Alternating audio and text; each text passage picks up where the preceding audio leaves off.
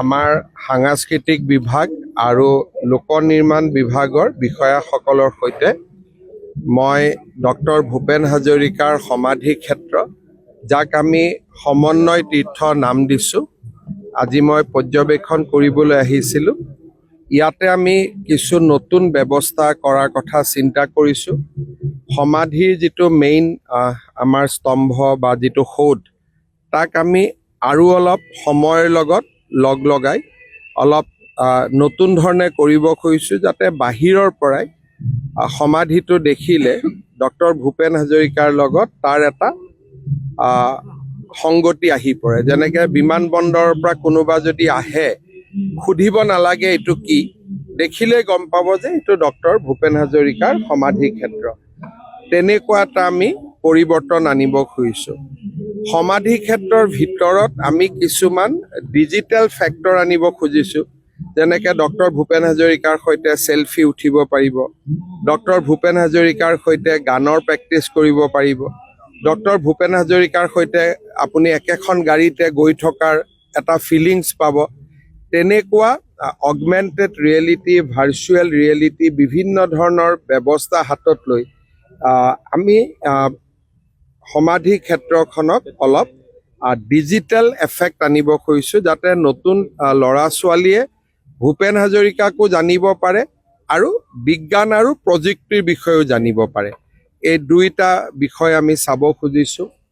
ইয়াত আমি সৰুকৈ এটা অপেন এয়াৰ থিয়েটাৰ বনাব খুজিছোঁ আৰু যি আমাৰ কোৱাৰ্টাৰ আছে কোৱাৰ্টাৰটো আমি অলপ পিছত লৈ গৈ কোৱাৰ্টাৰটোৰ জেগাতে আমি অলপ অপেন এয়াৰ থিয়েটাৰ এটা কৰিব খুজিছোঁ। কিছু স্থান পৰিৱৰ্তন কৰি মাজত আমি বেছি খালী স্থান উলিয়াব খুজিছোঁ। আৰু আটাইতকৈ ডাঙৰ কথা, ডক্টৰ ভূপেন হাজৰিকাৰ সমন্বয় তীৰ্থখন পৰিচালনা কৰাৰ বাবে ইমান দিন কোনো এটা কমিটি নাছিলে চৰকাৰীভাৱে। নথকাৰ কাৰণে আমি ইয়াত কোনো অনুষ্ঠান প্ৰতিষ্ঠান, ভূপেন্দ্ৰ সংগীত প্ৰতিযোগিতা, জ্যোতি সংগীত প্ৰতিযোগিতা বা আন বিভিন্ন যিবিলাক শংকৰদেৱ কলাক্ষেত্ৰত আমি কাৰ্যসূচী লৈ থাকোঁ, ইয়াত আমি কোনো কাৰ্যসূচী ল'ব পৰা নাছিলোঁ, কাৰণ ইয়াক ডিপাৰ্টমেণ্টে মেনেজ কৰে। ইয়াৰ কোনো এখন কমিটি নাই, অকল জন্ম জয়ন্তী আৰু পুণ্যতিথিয়ে ইয়াত পালন কৰা হয়।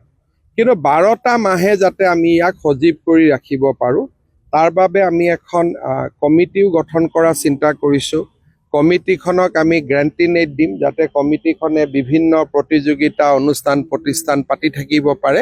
তেনেকুৱা ধৰণেও কেইবাটাও পৰিকল্পনা আমি আহি কথা পাতিছোঁ। খালি গোটেইখিনি অলপ চেপত আনিবৰ কাৰণে আমাক 3-4 মাহ সময় লাগিব, কিন্তু আমি এই সমাধি ক্ষেত্ৰখনক জীৱন্ত, প্ৰাণৱন্ত আৰু এটা খুব শ্ৰদ্ধাৰ স্থান হিচাপে নিৰ্মাণ কৰাৰ বাবে আমি প্ৰচেষ্টা কৰিছোঁ। মই তেনেকৈ নৱেম্বৰ ডেট বাৰ লৈ কোৱা নাই, 3 মাহো হ'ব পাৰে, 6 মাহো হ'ব পাৰে, 4 মাহো হ'ব পাৰে। যিমান পাৰোঁ আমি খুব এটা গাম্ভীৰ্যপূৰ্ণ স্থান হিচাপে নিৰ্মাণ কৰিব খুজিছোঁ। আৰু কিছু মেটেৰিয়েল পুৰণাও হৈ গৈছে, বহুত দিন কালাৰো কৰা নাই, ৰঙো কৰা নাই। এই গোটেই দিশবিলাক আমি চাই ইয়াক সুন্দৰ কৰি সজাই পৰাই দিম। পৰিসৰ বৃদ্ধি কৰিলে বিশ্ববিদ্যালয়ক অনুৰোধ কৰিব লাগিব। তেওঁলোকৰ কিমান সমস্যা আছে, কি আছে মই নাজানো।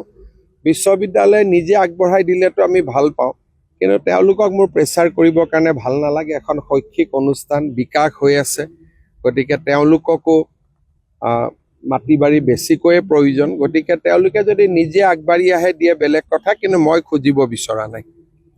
লৈ কোৱা নাই, 3 মাহো হ'ব পাৰে, 6 মাহো হ'ব পাৰে, 4 মাহো হ'ব পাৰে। যিমান পাৰোঁ আমি খুব এটা গাম্ভীৰ্যপূৰ্ণ স্থান হিচাপে নিৰ্মাণ কৰিব খুজিছোঁ। আৰু কিছু মেটেৰিয়েল পুৰণাও হৈ গৈছে, বহুত দিন কালাৰো কৰা নাই, ৰঙো কৰা নাই। এই গোটেই দিশবিলাক আমি চাই ইয়াক সুন্দৰ কৰি সজাই পৰাই দিম।